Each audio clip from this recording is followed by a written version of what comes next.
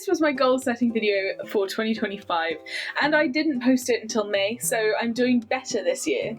It's 2026, and that means it is time to review and reflect on my goals from 2025 and set new ones for this year. And I know we're 3 months in, so I'm a little late, but I'm here now. It's time for a wake-up call. It's a time to reset, to reinvent, to be someone new. I don't know about you, but I always find the new year so overwhelming. Maybe it's because everyone is telling you it's time to reinvent. New year, new me. I'm the same old me, and that's okay. Honestly, reinventing yourself every single year just seems kind of exhausting. January always ends up being a month of recovery for me. December is so full of socializing and events and busyness, and January just kind of feels flat after all that. And February feels like a gentle month, like waking up slowly. And that is why we're here in March for this reset video. If you've already made your goals for 2026, which most of you probably have, I'd love to hear them if you're comfortable sharing in the comments. And if you haven't, then maybe this video is a sign. You can follow along with my goal setting system, or you can use your own. Let me know how it goes.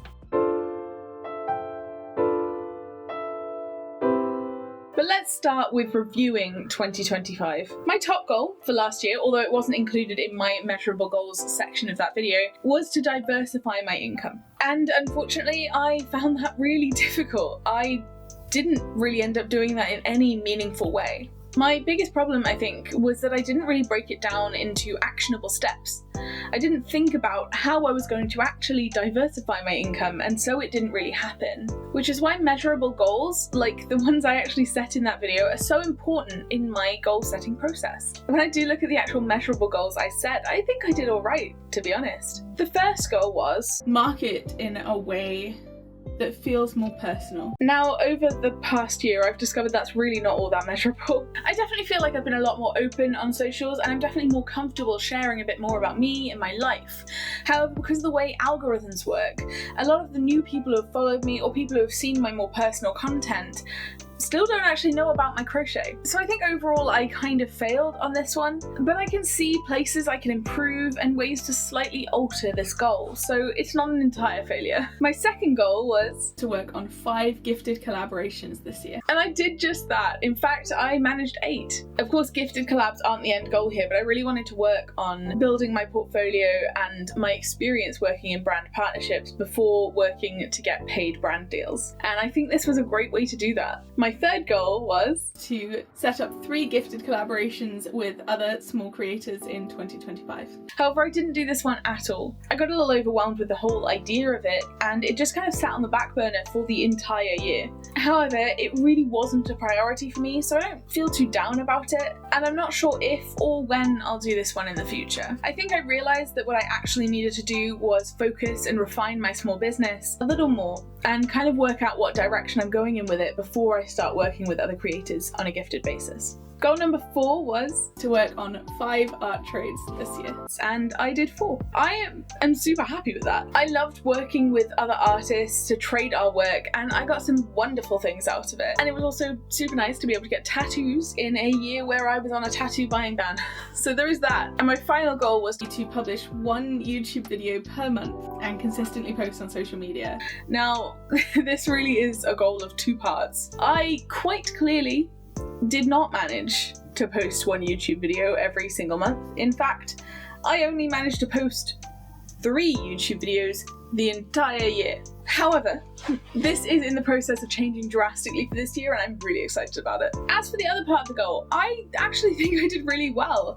I changed my social strategy and decided to set 1 day a week to creating and scheduling my social media posts, and I think this went amazingly. It went a really long way to helping me build the balance that I was searching for. In all, I'm pretty happy with how I did. Of course, it would be lovely to have done perfectly on every single goal, but I am only human, and it's okay to not be perfect. I also want to take a look at the potential projects list that I also made in that video last year. I'd like to review how they went and also decide whether this bonus selection of ideas is actually beneficial to me and whether I want to do it this year. So, I decided against a Kickstarter for another line of pins. And this is for a collection of reasons that came up throughout the year. I discovered that I actually really prefer manufacturing my products myself rather than outsourcing them. And then the US tariffs came in, and it made using a manufacturer in China for pins unfeasible. Now, I'm based in the UK, but I sell a lot to the US, and those tariffs just made it ridiculous. And to be completely honest, I realised that I don't think enamel pins is the right direction for my business. They just don't feel right for me at this point. At least until I clear my current stock of them, which will come up later. I ended up deciding against streaming on Twitch. Now, this isn't to say it will never happen, but it just doesn't feel right for me quite yet. I also really value my me time and my personal time, and I think adding a camera and people to interact with would take that away, and it would drain me significantly. And finally, working on a clothing line is still a thought in the wind. I don't entirely know what direction I would take it, but it's not a no. I've definitely really begun feeling the value in manufacturing my own pieces, so maybe the next step is to buy a sewing machine and learn to sew. But that's a little while off because I don't have the space for a sewing machine until we can afford a loft conversion. Overall, I feel like planning the project ideas was fun, but it was ultimately meaningless. If I don't feel strongly enough about a project to make it a goal, I'm probably just not going to do it. So I'm going to skip on that section for this year's goal setting. In all, I feel positive about the way my goals and my achievements went in 2025, and I feel optimistic about this year. So let's get to goal setting for 2026.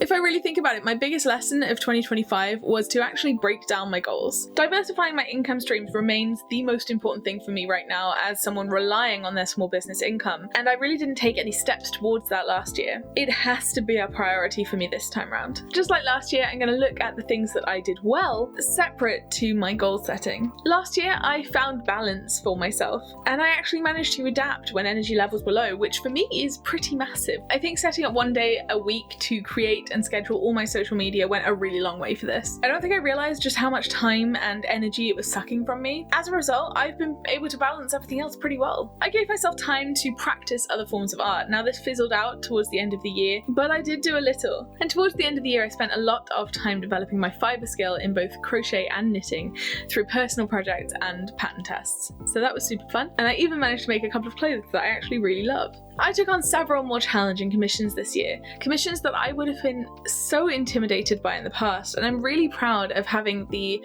confidence and the skill to be able to achieve these projects. And I am genuinely so excited to do more this year. Now that we've taken a look at some of the things that I am the most proud of, let's have a quick look at what might need to change. The first one's pretty obvious. Posting on YouTube. I'm feeling a massive drive right now to revive my channel, and I think a lot of it is coming from how tired I am of short form content and mindless scrolling. I also have a ton of ideas and plans, and I'm so excited to implement them.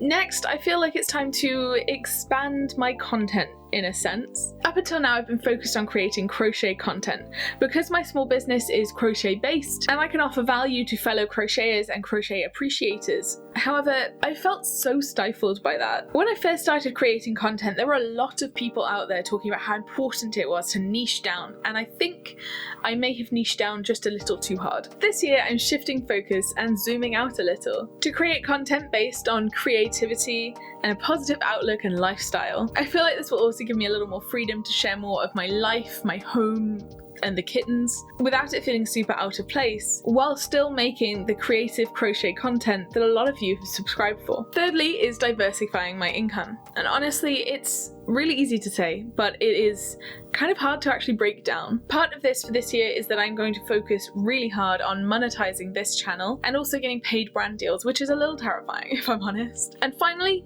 income in general. I'm a full-time artist and creator and I am struggling. So income is definitely something that desperately needs to improve. With that out of the way, let's set those measurable goals and let's make sure they're actually measurable this time. The overall theme here will be growth in one way or another. Remaining stagnant in 2026 is pointless. I won't get anywhere doing that. And I honestly hold a little bit of shame and frustration from falling behind so far last year. So this year I need to grow in my business, in my finances, and in myself. So let's set those goals to get there.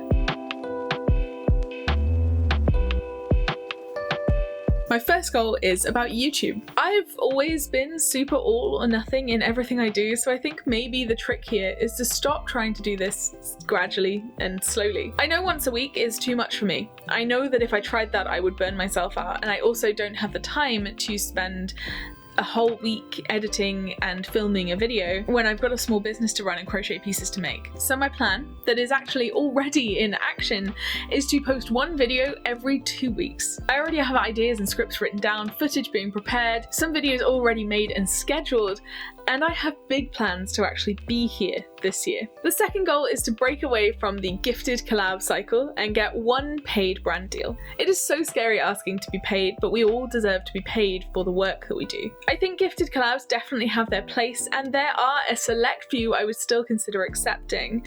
However, it's definitely time to start being paid fairly. This means working on building my media kit and building up my engagement on social media. I have struggled with engagement and views at the moment, especially on TikTok, but I can see ways that I can improve and change and develop, and so I'll be working on that this year. Goal number 3 is to develop my small business with seasonal drops and an expansion of the crochet patterns that I have available. I've tried monthly drops, and it works great if I'm not working on a lot of commissions. However, the moment I start getting commissions in, the drops are the first thing to fall down. So I'm thinking seasonal is the way to go. That gives us 4 drops this year, plus a bonus one that I did last month. My plan for this so far is to release a collection of bandanas, beanies and fingerless gloves for spring and summer, and then hoods, beanies and fairy bonnets for autumn and winter. But I would love to know what you would like to see in that drop, so let me know below. I would love your input. As for patterns, I have around 5 that I would like to release in 2026. They are a great form of passive income, so I'm going to work on a release schedule for those real soon, so I can plan in designing and testing periods. The 4th goal is to clear out the old. It is time for a big old refresh. This gets separated into 2 major categories. One is old products, so that's enamel pins, keychains, some old art prints and colouring books. And the second part is my yarn stash. I'm going to put a real focus on getting rid of those older products in my shop. I hate waste, so I don't just want to throw them out, and they're still really good products. They just don't feel like rain cloud art anymore, if that makes sense. So I'm going to set up a clearance sale for them, which is live now if you want to nab some really cute things. And as for my yarn stash, it's been out of control for a little while. In my last video, I managed to use quite a lot of my yarn stash. However, in all honesty, it didn't really make much of a dent. But I do plan on making a whole video on clearing my yarn stash, so be sure to subscribe and like this video if you want to see that. And finally, I need to get more in tune with my own body. I've been on the combined pill since I was 16 years old, and I am now 32, and that is a long time to have something affecting your hormones. I have no idea what my body, my hormones, or my mind are like without the pill. Now, that's not to demonize the combined pill. It is so good for so many people, but my body feels like a stranger, and that might be partly because I'm non-binary and my body really is a stranger to me, but I'd like to at least be friends with it. I'm excited to learn about my own menstrual cycle and how I can work with it instead of against it. I also want to feel a little more in tune with my mind and present in the moment, and so I'm going to be slowing down and taking a step away from my phone and constant use of social media. And it's going to be difficult, because I am someone who relies on social media for my small business, so I can't completely delete it, but I definitely need some boundaries for myself. I'm excited to have a lot more time to embrace hobbies and read more books, and actually a side goal of mine for this year is to read 35 books. I don't know how well I'll manage that. It's the end of February and I'm just finishing my 2nd book, but it's kind of a mini competition with my partner, and so the motivation is definitely there to win, so we'll see how that goes. Now, to spend some time and energy to actually work on completing those goals, I will check in with you in January to let you know how they went, but I guess until then, leave your bets in the comments. I'd love to hear more about your goals or your goal setting process. Are you trying to grow a business? Are you trying to grow in yourself? Or do you think goal setting is a massive waste of time? Let me know.